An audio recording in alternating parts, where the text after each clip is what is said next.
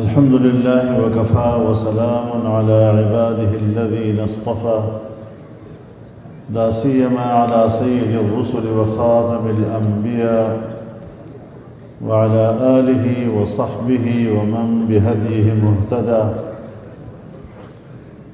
أما بعد فأعوذ بالله من الشيطان الرجيم. بسم الله الرحمن الرحيم.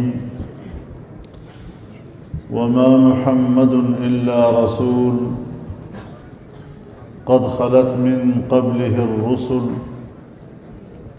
أفإن مات أو قتل انقلبتم على أعقابكم ومن ينقلب على عقبيه فلن يضر الله شيئا وسيجزي الله الشاكرين. صدق الله العظيم.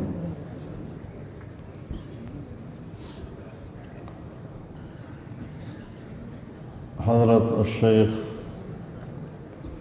مفتی محمد تقی عثمانی صاحب دامت برکاتہم العالیہ،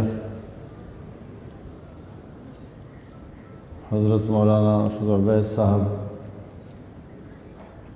دامت برکاتہم العالیہ، جامعہ اشرفیہ کے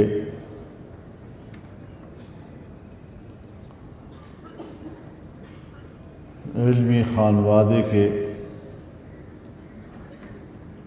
یہاں پر موجود تمام فرزندان، تمام برادران، اسٹیج پر موجود علماء کرام، فضلاء عظام، طلباء عزیز، میرے بزرگوں، دوستوں اور بھائیوں،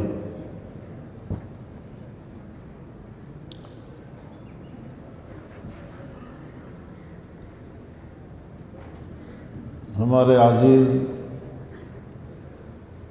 مولانا زبیر صاحب سلمہ اللہ فون پر مجھے دعوت دی کہ یہاں پر جو ختم بخاری کی تقریب ہوگی تو آپ اس میں شامل ہوں۔ میں نے ان کی دعوت قبول کی، انہوں نے بھی بڑی خوشی کا اظہار کیا۔ میں نے حضرت مولانا فضل الرحیم صاحب رحمہ اللہ کی صحت کے بارے میں پوچھا تو ان کا جواب بھی اطمینان بخش تھا۔ 5 سے 10 منٹ کے درمیان ان کی رحلت کی اطلاع آئی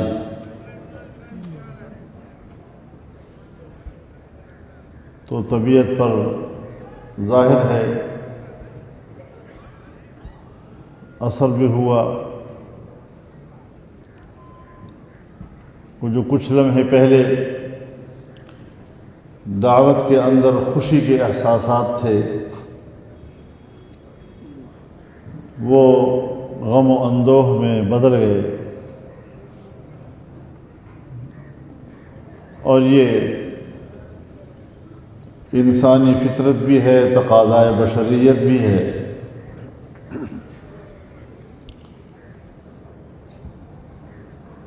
میں نے ان کو 20 اجتماعات میں، اجلاسات میں گفتگو کرتے ہوئے، تلاوت کلام پاک کرتے ہوئے،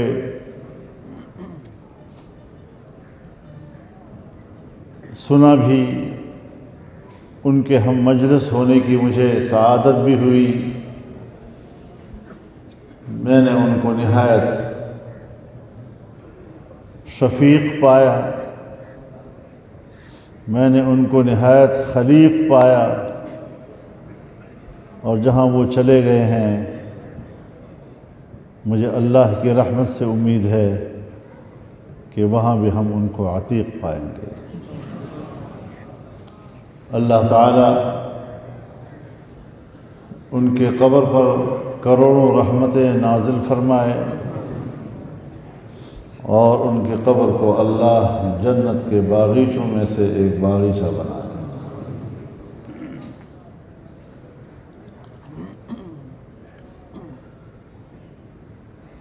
جو کچھ حضرت مولانا مفتی محمد تقی عثمانی صاحب نے فرمایا،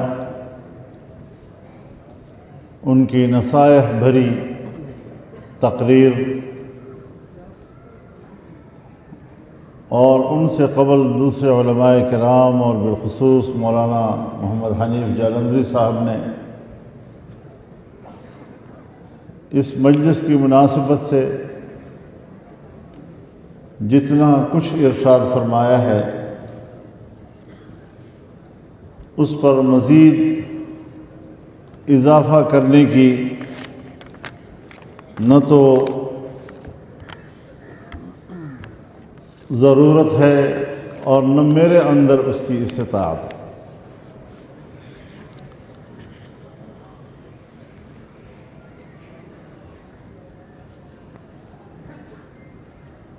ایک اللہ کا عمومی انعام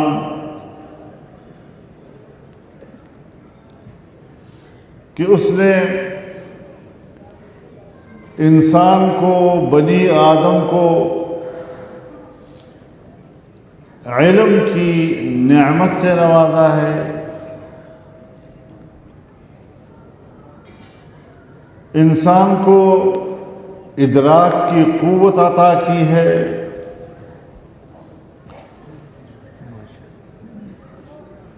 لیکن پورے کائنات کے تمام اشیاء کا ادراک اور حصول علم کی جو قوت اللہ نے حضرت انسان کو عطا کی ہے، وہاں امت مسلمہ کو خصوصی امتیاز کے ساتھ قرآن کے علم سے نوازا ہے۔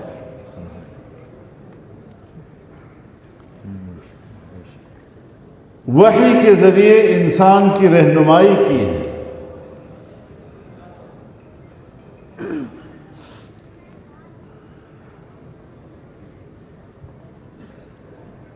ہر چند کے عقل بہت بڑی نعمت ہے اور عقل نے انسان کو ترقیوں کے بام عروج تک پہنچایا ہے اور اب بھی وہ ترقی کے منازل کو طے کر رہا ہے۔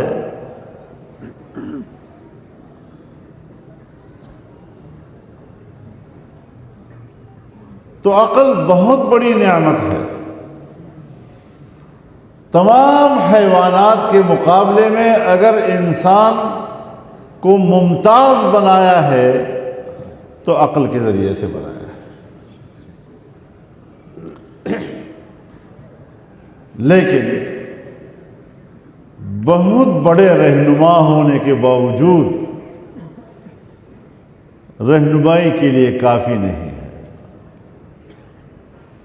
عقل معطل ہو جاتی ہے، خطا و انحراف کا شکار ہو جاتا ہے۔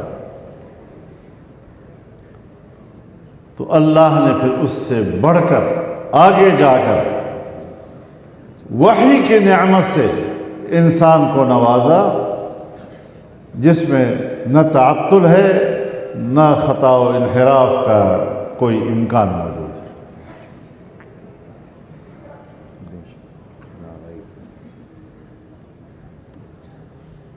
لیکن جس طرح حضرت شیخ نے بھی اس کی طرف اشارہ کیا کہ ہمارے دینی مدارس کی ایک خصوصیت ہے،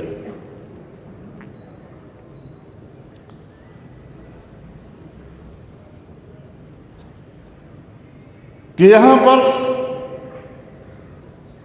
وحی اور علوم نبویہ کا تحفظ ہوتا ہے۔ جناب رسول اللہ صلی اللہ علیہ وسلم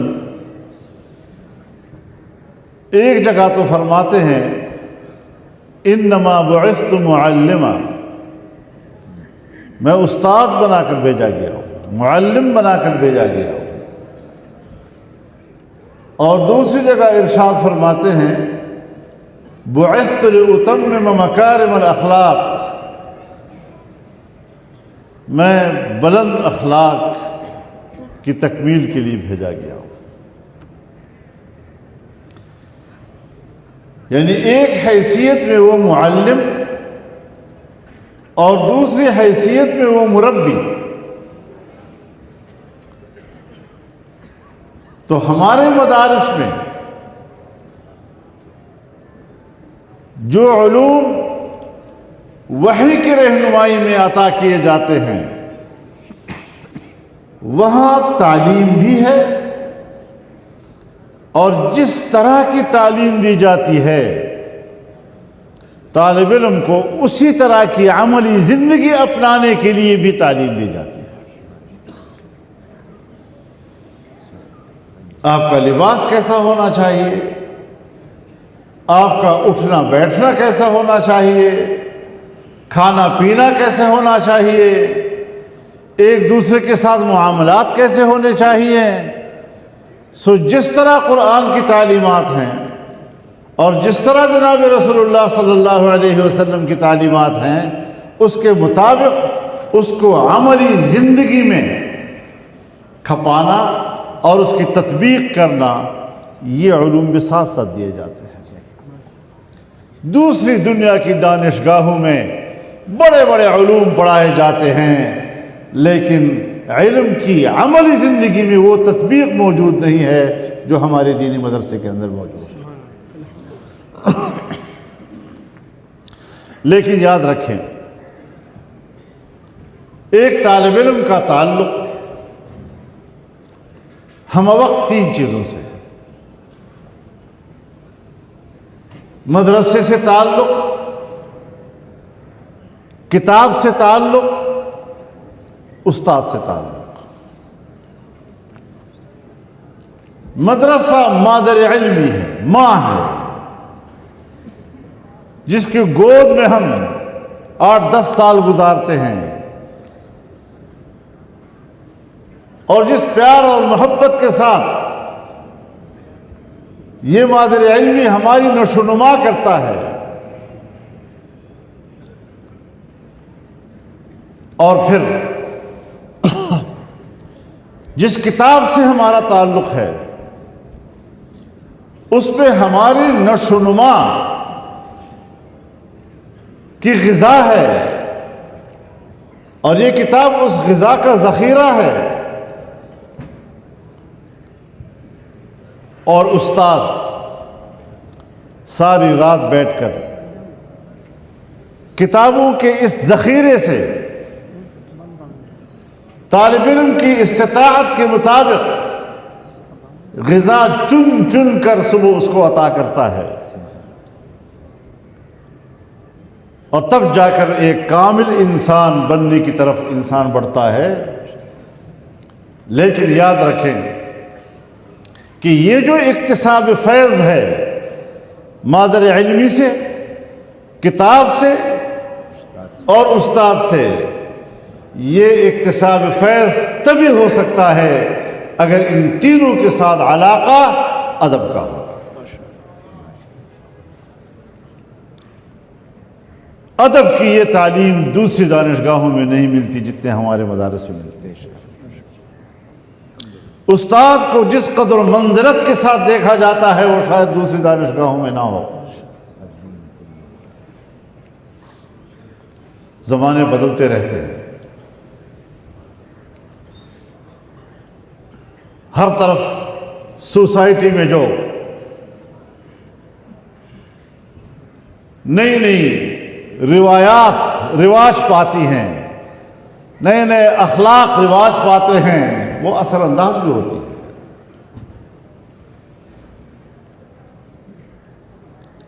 کچھ نسلوں کے بعد معاشرے کی روایات ہی تبدیل ہو جاتی ہیں. اور پھر نوجوان کیا سوچتا ہے؟ آج کی دنیا میں نوجوان کو جو ذہن دیا جا رہا ہے، بزرگوں سے رشتہ توڑ دو،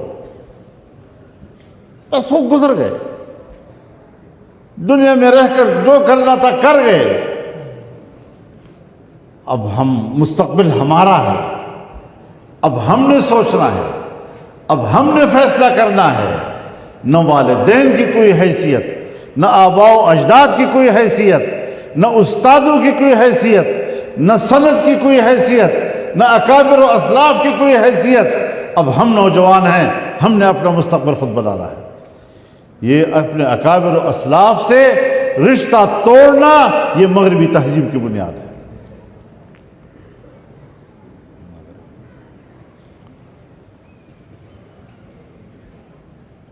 اور ان روایات کو ہمارے ملکوں کے اندر ہماری حکومتوں نے اپنے اسکولوں میں رائج کیا ہوا ہے، اپنی تعلیم گاہوں میں رائج کیا ہوا ہے.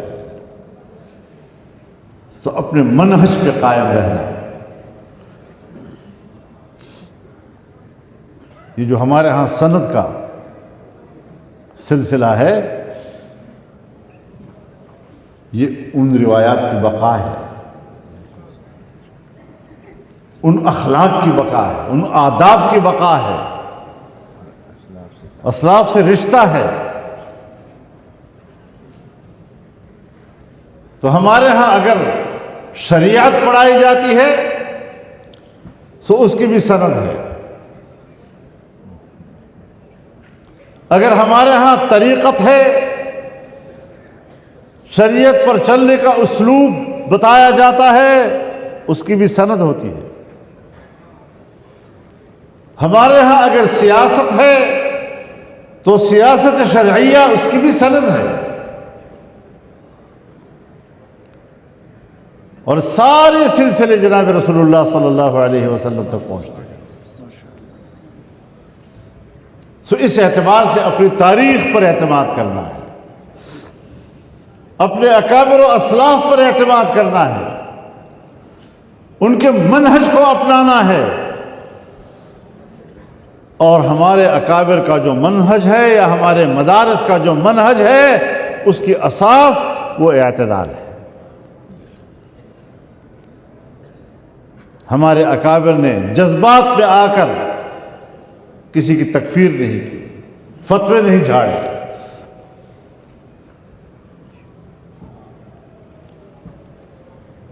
کسی کا قول، کسی کا عمل اگر ان کے سامنے آیا ہے، مختلف اطراف سے کفر اور شرک کے فتوے لگے ہیں، لیکن میرے بزرگوں نے بیٹھ کر سوچا ہے کہ اس قول میں اور اس عمل میں اگر 99% جہاد تکفیر کے ہیں، لیکن ایک تعویل کے ذریعے اس میں امکان ہے ایمان کا، تو پھر کفر کا فتویٰ لگانے سے اعتراض کیا ہے.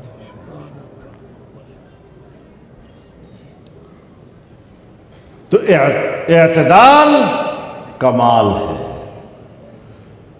اگر اعتدال نہیں تو پھر یا افراط ہے یا تفریط ہے، اور دونوں نقص ہیں.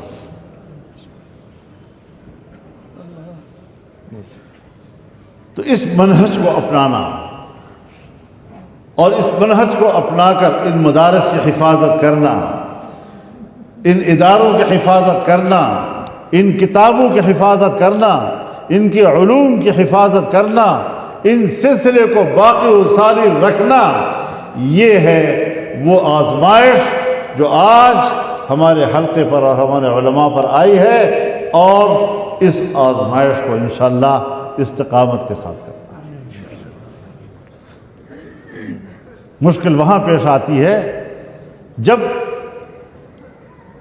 حق کے خلاف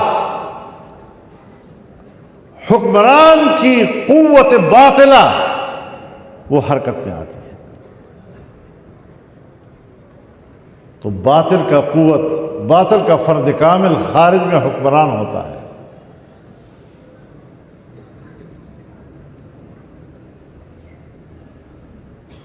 اور جب فرد کامل حکمران ہے تو باطل کے اس فرد کامل کے مقابلے میں حق کو آپ اسی پیمانے پر فرد کامل تصور کریں گے، اور اس کے مقابلے میں جو آواز ہوگی وہی حق کی آواز تصور کی جائے گی۔ تو وہ تواصو بالحق کو، اس کے معیار کو، اس کے مقام کو ہمیں سمجھنا ہوگا، کیونکہ آگے اللہ خود فرماتے ہیں وتواصوا بالصبر۔ یہ صبر اور آزمائش اور استقلال اور استقامت اور استحکام، اس کی ضرورت تب پڑتی ہے جب بہت بڑی قوت وہ ڈنڈا اٹھا کر آپ کے خلاف پڑتی ہے۔ یہ آزمائش کے دن ہوتے ہیں، یہ تکلیف کے دن ہوتے ہیں۔ اور جس طرح ہمارے اکابر نے آزمائشوں کو برداشت کیا، کیا آپ سوچ سکتے ہیں کہ میرے اکابر نے کن آزمائشوں سے گزر کر آپ تک یہ امانت پہنچائی ہے؟ حضرت نانوت بھی جس آزمائشوں سے گزرے، حضرت گنگوہی جن آزمائشوں سے گزرے، امداد اللہ مہاجر مکی جن آزمائشوں سے گزرے، ضامن شہید جن آزمائشوں سے گزرے، حضرت شیخ الہند جن آزمائشوں سے گزرے، ان کے شاگرد جن آزمائشوں سے گزرے، اور آزمائشوں سے گزر کر وہ امانت آپ کے حوالے آج کی ہے۔ تو اس دین کی بقا یہ آسائشوں میں نہیں ہے۔ اللہ تعالی ہماری کمزوریوں کو دیکھ رہا ہے، اور اللہ تعالی ہمیں کمزور سمجھ کر ہماری رعایت بھی کر رہا ہے کہ اس درجے کی آزمائشیں ہمارے پر نہیں آئی جو آزمائشیں ہمارے اکابر کو گزری۔